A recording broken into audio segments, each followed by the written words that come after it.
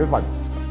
Tate Enterprises Unlimited, kickboxing world champion, master and commander of the world. And then it says, I specialize in the following: wars fought, assassinations plotted, revolutions started, uprisings quelled, smuggling, passport allocation, ventriloquist, decentralized finance, blockchain analysis, whiskey merchant, tiger taming. It goes on and on and on. The point I'm making is, I'm the guy you can come to for anything.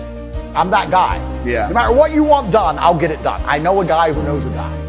Self-control creates maturity. Now I'm talking about not eating junk food. I'm talking about no masturbation. I'm talking about all that stuff where like, oh, I'm going to go out tonight and get drunk. As you get older, you need to put a pin in that. You need to control all this stuff. And like I said, self-control creates maturity. What you will find is when you get on top of these sort of things and you say, I'm desperate to have sex. I'm so fucking horny, but I'm going to go to the gym, go for a walk. I'm going to channel that energy into something productive. What you will find is your mind matures and you will just become a grown man who's able to handle any situation. Hey, just wanted to give you a quick productivity hack for your life so you can be more productive. And that is, get off your phone! Go get some out. Two types of humans exist. There are humans who do, and there are humans who don't. Despite their best efforts, they were unable to do anything and still felt fatigued. I most certainly was the latter for the majority of my formative years. Today, I am an efficient machine that completes tasks. I made this video to show you how to be an execution machine like me. In today's video, I'll give you 7 steps to stop being afraid of life, get more done, do it more consistently, and receive better outcomes as a result.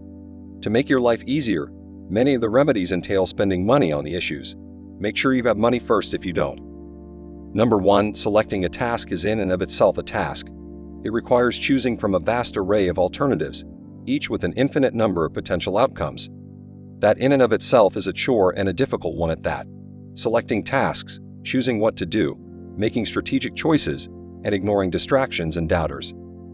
All of this requires a lot of mental effort. Choosing a task is already difficult. In fact, it can be so stressful that some people experience analysis paralysis when they remain in the analysis mode because there are too many unknown variables to reliably forecast how a decision will turn out. You are prone to this if you are more intelligent than brave. There is always a lot of fuzziness, randomness, and heuristics involved in making decisions. It is emotionally stressful and uses up brain energy much more quickly than one may imagine to tune out that fuzziness. This is one of the main explanations for why the majority of people are willing to follow rather than lead. Operating with a more constrained range of options is less frightening and stressful. 2. Create a framework that makes the majority of your what next decisions for you.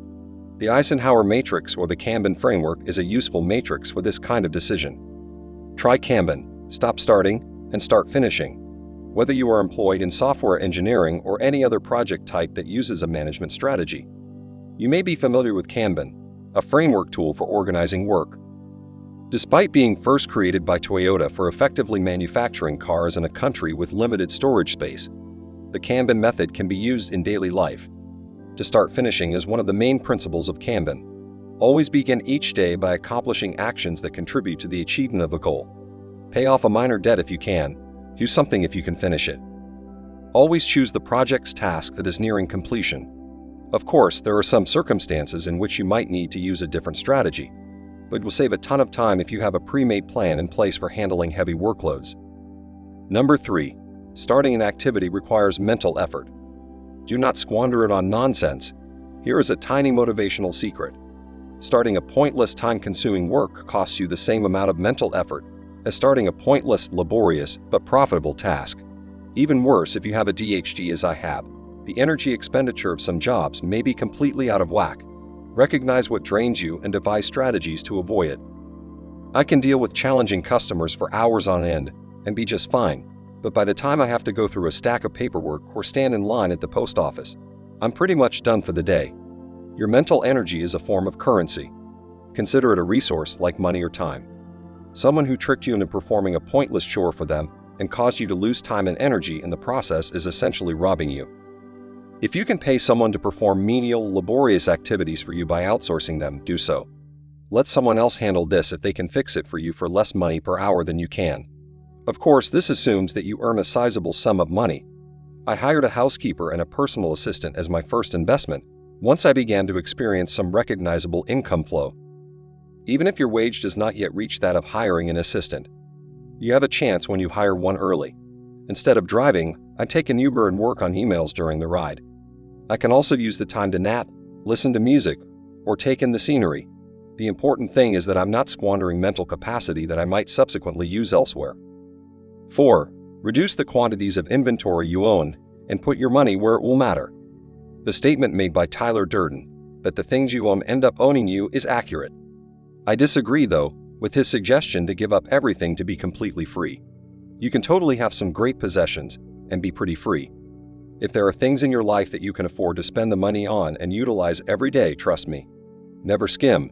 Purchase items that are reliable and make you happy every time you use them. Your instruments should perform, give you energy, not give you migraines, and not demand constant monitoring or emotional self-control. Get some quality pans, a Foreman grill, or a dishwasher if you cook every day. Build a home gym if you enjoy lifting weights every day. Get a strong desk and a supportive, healthy chair if you use a computer to perform computer work from home. 5. Get a good night's sleep. Getting good sleep is one of the things I've mentioned so far that you can change. Take magnesium 2 hours after dinner, avoid devices, use blue light blocking eyewear, go to bed as soon as possible, and keep a nice book on your nightstand. 6. Keep harmful people out of your life. We have only discussed activities and other things thus far. However, one of the main things preventing you from accomplishing your goals is other people. Other people are constantly requesting your attention, your time, and your resources. Examples include your annoying roommate, your mom, your friend who can't get laid and keeps coming to you, and your nagging girlfriend who badgers you into watching some crappy movie with her. No man is an island, therefore, I advise against removing all toxic people from your life. The amount of time you spend with them, though, should be considered. Remember that you are probably the most toxic person in your life. Therefore, take a good hard look at yourself before you start blaming your shortcomings on the toxic behavior of other people. The last step to becoming an execution machine is by fixing your emotional problems. Although it should go without saying, I find it puzzling how this is frequently overlooked. If you are carrying a significant load of emotional baggage, don't expect yourself to get anywhere. Everything I've just described is far more difficult when you're carrying around all the accumulated pain from your past.